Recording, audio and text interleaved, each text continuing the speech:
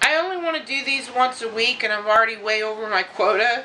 But I wanted to tell about what happened today, and I'm too tired to type. So Tommy took off work again to help me go to see a surgeon. And we went to one called Dr. Roache, R-O-A-C-H-E, in St. Mary's County. Actually, like in the Mechanicsville area. And I gotta start off by saying, when you're as big as I am, it complicates things. Not just the simple everyday things of moving around and where you can sit, but it makes it harder to get a proper diagnosis. For instance, when Christian was 3 to 4 years old, I suddenly gained like 20 pounds in a week, and I could not breathe. And I went to the ER at Calvert Hospital, and the doctor on call was Dr. Gallatin or Gallatin, I can't remember how it's pronounced. And so he looked me over and he goes, "You're fat. You can't breathe because you're fat." And I had been fat for quite a while, and the breathing problems had just started.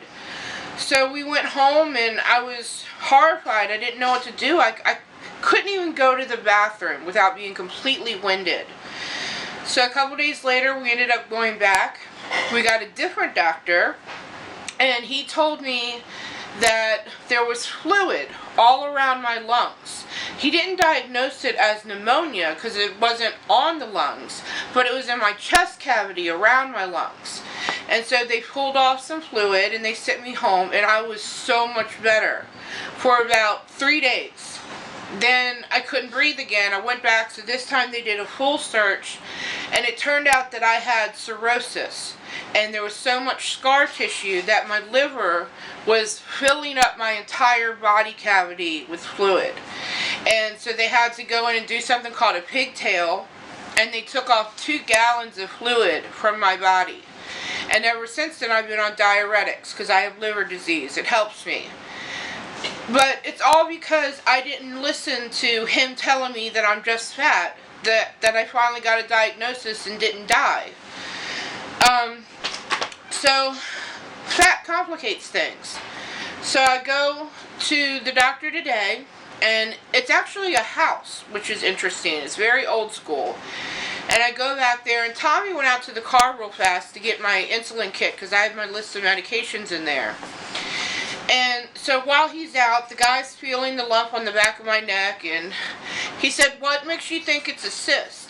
I said, "Because every doctor I've been to in the past year, I've shown it to them, and they've all said it's a cyst. I've had my primary care, an endocrinologist, a dermatologist, a neurologist, an orthopedic surgeon." My cat just attacked the camera there. Good job, Lacey.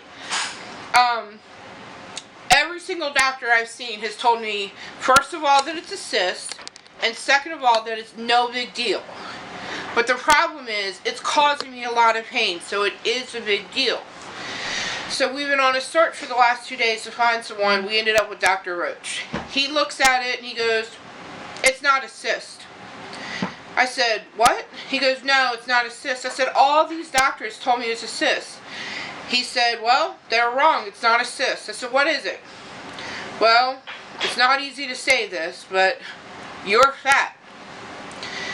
And I just had a flashback to the emergency room years ago. And I said, "I'm sorry?" He said, "You're so fat that your skin is folding over on itself, and that's why you have this across the neck." And I stopped him. I said, "Wait a second. Are you talking about the brown stuff on the back of my neck?" And he said, "Yeah." And I said, "Well, that's insulin resistance. It's something that I try to hide with my hair. It's very embarrassing to me, but I call it my elephant skin. I'll post a picture of what it looks like, but it's classic insulin resistance. If your body doesn't want to accept the insulin, it builds up. And it comes out like this, or in your armpits can get really dark. That's just how it does." And again, endocrinologists, neurologists, several different highly respected doctors have told me this. And he goes, "Insulin resistance? No, that's not what it is. It's because you're fat, your skin's rubbing against itself, and it's becoming infected. And that's why you have the pain." And he asked me who my primary care was, and I told him it's a woman. He asked me who my endocrinologist was. I told him it's a woman. He asked me who my neurologist was. I told him it's a man. He said, oh yeah, he's a good doctor. He knows what he's talking about. So he mentioned something about my weight and how big I am, and I can't remember what made me say it, but I told him, well, I'm a little bit puffier now because I'm on steroids. He said, what are you on steroids for? I said, for my Bell's palsy. The man looked at me, just as you're looking at me right now, looked at me and said, who told you you have Bell's palsy? I said, my neurologist. Oh, smile for me. So I tried to smile. Oh, yeah, bilateral. Yeah, Caracides knows what he's talking about. He's good.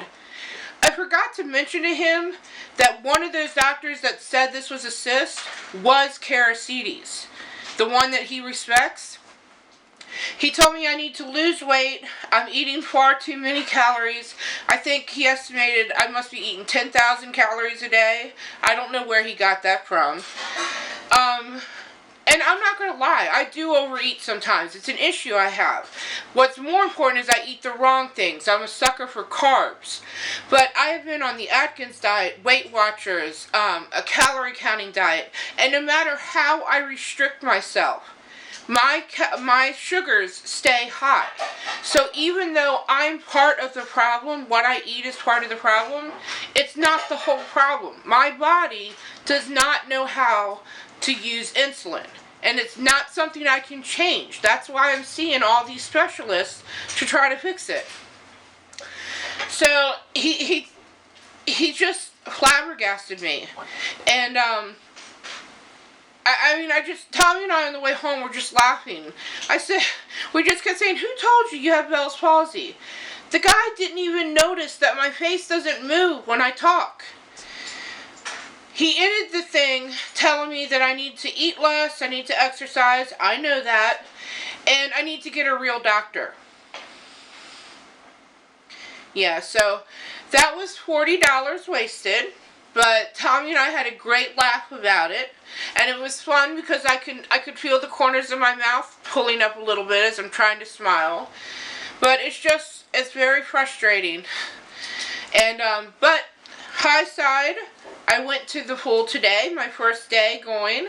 Bad side, my back hurt a lot from the spinal taps, so I couldn't do much exercising. So I'm going to give myself a couple days to heal, and then I'm going back again, because I am fighting to live. I love you guys.